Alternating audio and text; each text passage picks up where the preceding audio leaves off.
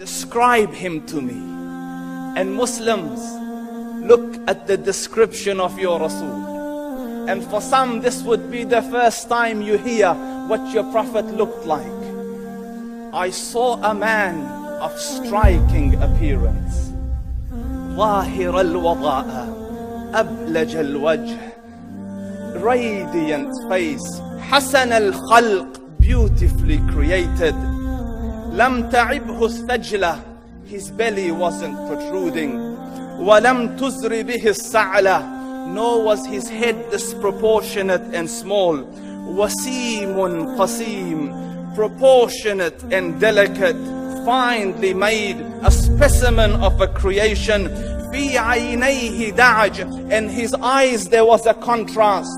The dark was immensely dark, the white was excessively white.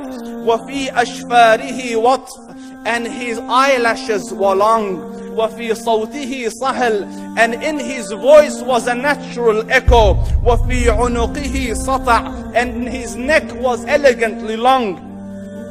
وفي لحيته كثاثة, his beard was full and thick. أزج أقرن, his eyebrows were arched, but they were not joined. It was separated. In summit فعليه الوقار, when he was silent, dignity covered him. وإن تكلم سماه وعلاه البهاء, and when he spoke, it was audible and clear, almost commanding and overtaking. أجمل الناس وأبهاهم من بعيد, from afar the most striking and outstanding in appearance. وأحسنهم وأجملهم من قريب, and when he came near, the best of them and the most handsome of them in closeness. حلو المنطق, such an exalted and sweet level of logic. Like when he used to speak, it was so coherently logical, it was smooth and easy to understand. فصل لا نزر ولا هذر, he was to the point, not excessive nor too short. كأن منطقه خرزات نظم يتحدرن, his logic, his utterances, his words were like jewels coming out of a necklace, calculated, polished, one after the other, it would flow magically. ربعة, he was medium in height. Your eye didn't have to strain to look up at him, nor was it tedious to look down at him. He was a comfortable sight to look at. له رفقاء يحفون به, he had friends, the people that were with him, they were working around him to try to serve and protect him.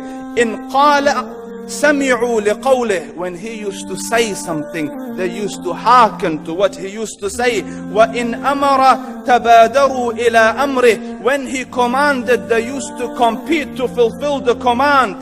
This is Muhammad Rasulullah.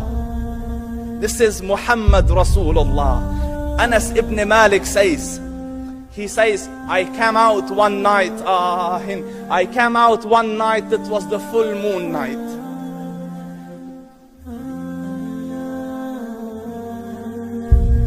And I looked at the moon, and in the desert, understand, the moon is an awesome sight. It is smooth, it is radiant, it is clear, it is gentle compared to the scorching sun at which they are used to. So the moon was the epitome of beauty. So he says, I came out at a full moon night and I looked at the moon and I saw it, beautiful, handsome. So I said, let me go see if the moon is more handsome or my Prophet is more handsome. Let me see if that is more beautiful or the Prophet is more beautiful. So I went and I saw him standing afar. So I looked at his face and I looked at the moon, and I looked at his face, and I looked at the moon, and I looked at his face, and I looked at the moon, and he said, Wallahi, he was more handsome than the moon in its entirety. That is just the look of your Rasul. Aisha radiyallahu anha says, I was sewing with the needle. My needle dropped in the dark. I couldn't find it. I said, Ya Rasul, I can't find it. He moved his face close, and I swear, out of the radiance of his face, I found my needle. And the Prophet sallallahu alaihi wasallam was mind-bogglingly handsome. But his handsomeness was covered with waqar and jalal and hayba. The Sahaba say, when we used to sit at his feet, two feelings conflicting would come on the heart. The first one, you wanted to look at him. You wanted to behold the majesty of his face. And when you wanted to look up, shyness used to overtake you, so you used to look down. Amr ibn al-As says, I sat with him many times, but if you ask me to describe his face, I can't describe it. I wouldn't be able to look up to him ijlalan wa ta'zeeman. I couldn't look up at him. And that is why he didn't have the problems that Yusuf alayhi salam had. Because it was difficult to penetrate the awe and the splendor of the Rasul.